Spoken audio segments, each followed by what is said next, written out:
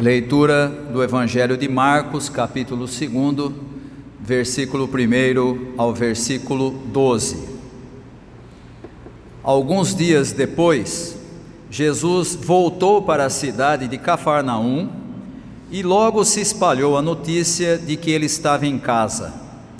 Muitas pessoas foram até lá e ajuntou-se tanta gente que não havia lugar nem mesmo do lado de fora, perto da porta. Enquanto Jesus estava anunciando a mensagem, trouxeram um paralítico. Ele estava sendo carregado por 4 homens, mas por causa de toda aquela gente, eles não puderam levá-lo até perto de Jesus. Então fizeram um buraco no telhado da casa, em cima do lugar onde Jesus estava, e pela abertura desceram o doente deitado na sua cama. Jesus viu que eles tinham fé e disse ao paralítico: "Meu filho, os seus pecados estão perdoados." Alguns mestres da lei que estavam sentados ali começaram a pensar: o que é isso que esse homem está dizendo? Isso é blasfêmia contra Deus. Ninguém pode perdoar pecados. Só Deus tem esse poder. No mesmo instante, Jesus soube o que eles estavam pensando e disse: "Por que vocês estão pensando essas coisas? O que é mais fácil dizer ao paralítico: os seus pecados estão perdoados, ou levante-se, pegue a sua cama e ande? Pois vou mostrar a vocês que eu, o Filho do Homem, tenho poder na terra para perdoar pecados." Então disse ao paralítico: "Eu digo a você, levante-se, pegue a sua cama e vá para casa." No mesmo instante, o homem se levantou na frente de todos, pegou a cama e saiu. Todos ficaram muito admirados e louvaram a Deus, dizendo: "Nunca vimos uma coisa assim." O texto proposto pelo calendário litúrgico para este primeiro domingo da Quaresma é exatamente esse do Evangelho de Marcos, capítulo 2, e que traz a cura de Jesus de um paralítico. E é interessante quando a gente começa a ler o texto, porque nós encontramos logo de início a informação de que a notícia a respeito de Jesus se espalhou com muita facilidade. A notícia de que ele estava em casa. E aí a gente pode olhar para esse texto e pensar: mas espera aí, eu já vi no próprio Evangelho a afirmação do próprio Jesus dizendo que ele era alguém que não tinha onde reclinar a cabeça, né? Que é uma outra forma gentil de dizer não tem onde cair morto, né? Não tem nada, não tem propriedade alguma. Como é que ele estava em casa? Ele estava na sua própria casa, mas ele não era de Nazaré. O texto diz que eles estavam em Cafarnaum. Provavelmente o texto aí se refere à casa de Pedro e não à casa de Jesus. E ele estava em casa porque se reunia com os seus discípulos na casa de Pedro. E a notícia então se espalhou de que ele estava nessa casa, o que mostra que já na época de Jesus funcionava muito bem algo que hoje é muito comum, que é a chamada rede de fofoca, né? Todo mundo ficava sabendo o que estava acontecendo e a rede de fofocas funcionou perfeitamente, e com isso Jesus foi ganhando a fama de ser um tipo de curandeiro tradicional, aquilo que na época de Jesus era chamado de homem santo israelita, alguém que era capaz de fazer coisas que outros não eram. E então Jesus começa a ganhar fama, a ponto do texto dizer que o lugar onde ele estava ficou lotado. Não tinha mais lugar para ninguém, nem dentro e nem fora da casa. Encheu de gente. Provavelmente essa quantidade de pessoas estava ali pensando naquilo que eles podiam receber de algum benefício ou alguma coisa que Jesus pudesse fazer em favor deles. Aliás, essa é a característica mais comum de todo mundo que se destaca de alguma forma, né? Hoje em dia isso também acontece quando alguém ganha um pouco de fama. É só você dizer que vai estar na cidade o fulano de tal, e vai juntar gente lá para ver.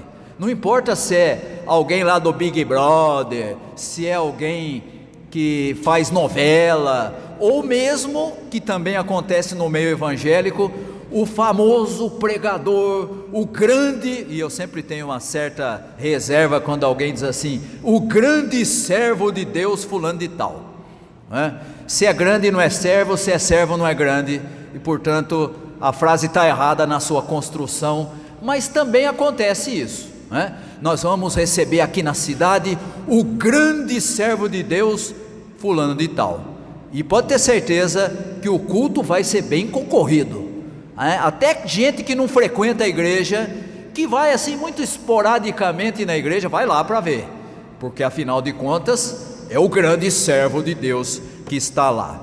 No texto nós encontramos algo semelhante. As pessoas procuram Jesus, provavelmente interessados no que aquele homem podia fazer em favor deles. E a própria ideia de colocar o paralítico na presença de Jesus já mostra essa expectativa. Vamos colocar esse homem na frente de Jesus, porque ele vai ver e vai fazer alguma coisa, né? Não é possível que ele olhe para esse homem e não faça nada. Mas o texto mostra um detalhe muito interessante. Na medida em que as pessoas fizeram isso com aquele paralítico, o texto diz que Jesus continuava anunciando a mensagem. Estavam com outras ideias, com outros propósitos, mas Jesus estava focado naquilo que era a sua missão: anunciar o Evangelho, anunciar a mensagem do reino de Deus. E portanto a intenção de Jesus era bem diferente daquelas pessoas que estavam ali. Ele continuava fazendo aquilo para o que ele veio, anunciando a mensagem do reino de Deus. O alvo maior de Jesus não era curar as pessoas, não era fazer milagres. O alvo maior era o anúncio da mensagem do reino, que era capaz e continua sendo capaz de transformar a vida das pessoas, sejam elas doentes ou não. E aí então o texto diz que eles trouxeram o aleijado, o paralítico, carregado. Provavelmente deviam ser alguns familiares daquele homem, e ele era carregado em uma esteira. A palavra que aparece aí no texto significa um tipo de esteira, daquelas que não eram usadas pelas pessoas da elite em Israel, o que já denuncia aí que possivelmente era alguém que não tinha lá muita posse, né? Um doente que era carregado numa esteira, uma esteira que normalmente não era usada por quem tinha uma condição melhor. E eles então trazem esse homem nessa esteira, e mais do que a fé do próprio paralítico, é a fé dos seus amigos ou dos seus familiares que provoca a ação de Jesus nesse episódio. Eles então, o texto diz que eles abriram um vão no teto, e quando a gente pensa na casa aqui, a gente tem que entender que a casa da época de Jesus era completamente diferente do que a gente faz hoje, né? Hoje a gente faz uma casa, constrói um teto em cima, coloca telhas, né? Se tiver um pouco mais de condição, faz um estuque, né? Faz uma laje, e aí o sujeito não vai conseguir entrar de jeito nenhum pela laje. Mas não era assim na época de Jesus. Normalmente as casas tinham um único cômodo e eram cobertas com algum tipo de folhagem, algum tipo de planta que servia para não chover dentro. E o texto diz que eles então abriram um espaço nesse teto e desceram o homem justamente onde Jesus estava. E eles fazendo isso, têm a mesma intenção que nós dissemos lá no início: ver se Jesus se compadecia daquele homem, fazer com que ele curasse aquele paralítico. Uma coisa importante para a gente entender todo esse texto é lembrar como a mentalidade do judeu lidava com doença. Diferente do que acontece hoje, né? Hoje em dia a pessoa fica doente, pega um resfriado, pega uma gripe. Nós estamos aí numa época que está tendo muita dengue, né? Tem que tomar cuidado, né? A gente sempre sabe assim, olha, já sabemos o que é, você precisa cuidar da saúde, precisa cuidar das coisas na sua casa, da limpeza, porque está tendo um surto dessa doença. E aí, se você for picado pelo mosquito da dengue, você vai pegar a doença, né?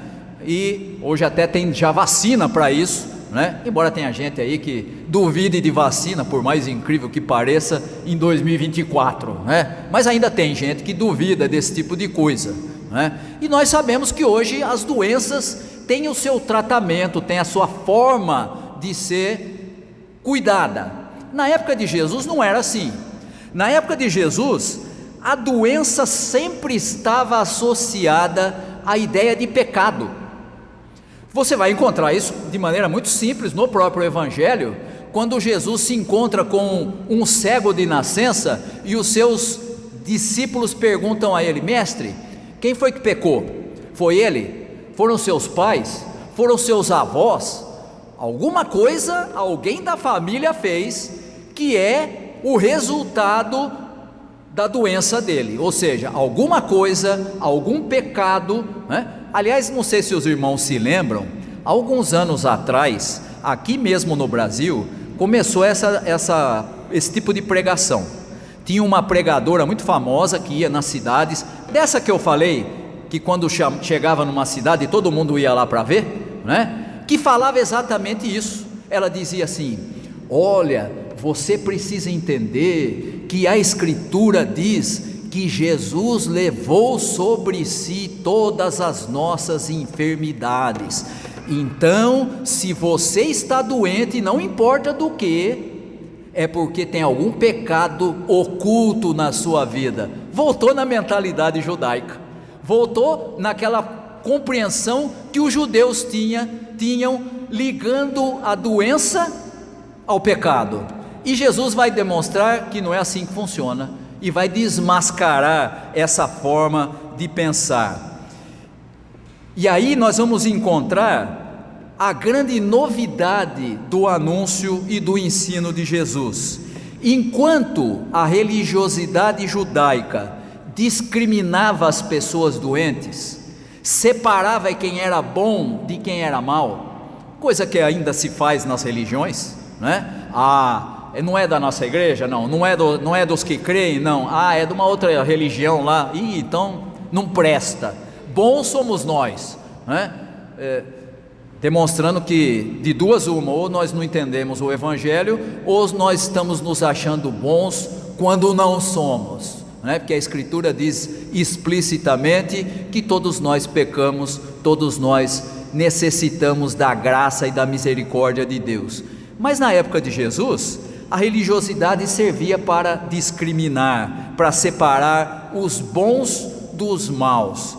E aí vem a novidade do ensino de Jesus. Jesus fazia com que pessoas que eram colocadas à margem da sociedade, com o seu ato de cura, fossem reintegradas à sociedade, fossem aceitas como iguais a todas as outras. Em outras palavras, no Evangelho não tem melhor nem pior. Todos necessitam da mesma misericórdia, e quando são atingidos, alcançados pela graça de Deus, agora não são melhores, mas são iguais a todos os outros, não melhores. É muito comum nós vermos evangélicos, pessoas das igrejas se julgando superiores aos outros. Nada mais mentiroso do que isso. O próprio Jesus, quando restaura a dignidade de uma pessoa, faz com que ela seja não melhor, mas igual aos outros, não é mais discriminada. E essa é a novidade da pregação de Jesus nesse texto. Ele reintegra a pessoa na sociedade, mas também insere essa pessoa no novo mundo de Deus, que é o reino de Deus. Agora ela não é mais quem ela era, agora ela é, não sei se os irmãos perceberam, você viu como Jesus chama essa pessoa? O texto não diz qual é o nome, como é que ele trata essa pessoa? Você viu aí no texto? Você acompanhou a leitura? Ele diz assim: filho. Filho? Jesus acabou de trazer essa pessoa que era discriminada na sociedade para dentro de onde? Da sua família. Ele faz parte da minha família. Filho, os seus pecados estão perdoados, agora você é um de nós, agora você é como todos os outros. E então dessa forma Jesus age como agente do Pai, como alguém que representa o Pai. Isso fica muito evidente no texto quando Jesus diz, ele não diz assim, eu perdoo você. O que ele diz? Os seus pecados estão perdoados. Por quem? Pelo Pai, por Deus. E mesmo assim, mesmo dizendo que era Deus quem estava perdoando aquele homem, qual foi a reação das pessoas religiosas que estavam ali? Mas olha aí, esse sujeito é alguém que está cometendo blasfêmia. Ninguém pode perdoar pecados a não ser Deus. Pensaram na sua mente, imaginando assim, esse sujeito está completamente fora da realidade. Mas você percebeu o que o texto diz? Diz que Jesus imediatamente percebeu o que eles estavam pensando. E aí então a reação daqueles religiosos, que revelam um tipo de carteirada, muito comum nas religiões hoje em dia, Isso é blasfêmia, porque você está fazendo algo que nós religiosos dizemos que somos nós que somos capazes de fazer. Nós é que representamos a Deus, e não esse sujeito que apareceu aí ensinando coisa diferente. E Jesus então vai perceber a reação daqueles homens e vai trazer para si a função que antes era de Deus. O que é mais fácil de dizer? Seus pecados estão perdoados, ou levanta, pega a sua cama e anda? O que Jesus faz de maneira bem clara é dizer: eu estou me identificando como aquele que veio de Deus e que tem autoridade para fazer isso. É como se Jesus estivesse dizendo: isso que vocês estão trazendo para si, de serem intermediários, não é verdade, eu é que revelo ao Pai. O Evangelho de João fala isso de uma maneira diferente e muito interessante, João diz assim: quem vê o Filho, vê o Pai. Quem conhece o Filho, conhece o Pai. É Ele quem revela a Deus, não outro, não o religioso, não as religiões, mas o próprio Messias. Portanto, Jesus traz para si a função que antes era de Deus. E então aquele homem é curado na frente de todo mundo, e você deve ter percebido aí que Jesus diz assim: a fé desses seus companheiros, dessas pessoas que trouxeram você, além da sua, foram capazes de te salvar. Você está curado. Pegue aí o seu leito, pega aí a sua maca de gente não muito importante na sociedade e vá para casa. Você está curado por causa da fé que você demonstrou e da fé desses que estão com você. E aqui nós podemos perceber como é interessante a participação às vezes de outras pessoas nas bênçãos que nós recebemos. Imagine se esses amigos dele, esses familiares dissessem assim: filho, quem está doente é você, problema seu, se vire, eu não tenho nada com isso. Aliás, se você está doente é porque você fez alguma coisa errada mesmo, eu não quero nem me aproximar de você. Imagine se fosse desse jeito. Mas não foi essa a atitude daqueles familiares ou amigos dele. E então Jesus vai destacar que por causa da fé daqueles companheiros e também do homem, ele estava perdoado, ele estava curado. Qual foi a consequência de tudo isso? E qual é a consequência quando nós agimos em benefício do outro por meio da fé. Está aí no último versículo, versículo 12: todos ficaram admirados e louvaram a Deus.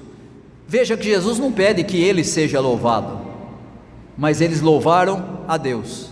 E essa é a característica principal da mensagem do Evangelho. Ela não só devolve a dignidade às pessoas, mas faz com que a pessoa dê louvor e adoração não a quem fez, não a quem é o instrumento, não ao intermediário, mas ao próprio Deus.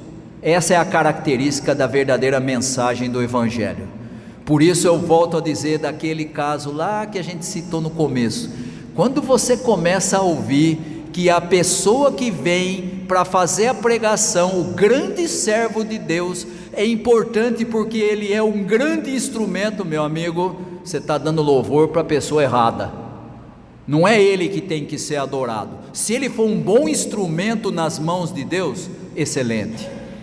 Mas se ele for, e se ele ganhar maior destaque do que a mensagem, que é a verdadeira capaz de mudar a vida das pessoas, então nós estamos louvando a pessoa errada.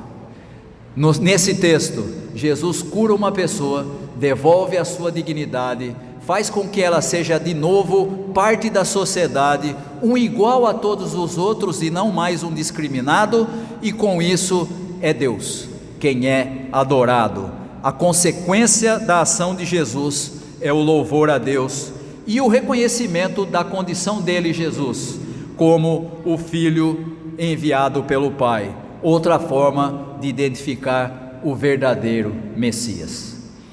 Que nós possamos, nesse primeiro domingo da Quaresma, quando começamos a meditar a respeito da obra de Jesus, meditar a respeito da maneira como ele enviou, ele anunciou a mensagem do Evangelho, que nós possamos aprender o que esse texto nos diz, e que nós possamos não só ter na nossa vida a mesma fé que nós encontramos naqueles amigos e naquele paralítico, mas que nós também tenhamos a atitude de adorar aquele que realmente merece ser adorado, Deus, Pai do nosso Senhor Jesus Cristo.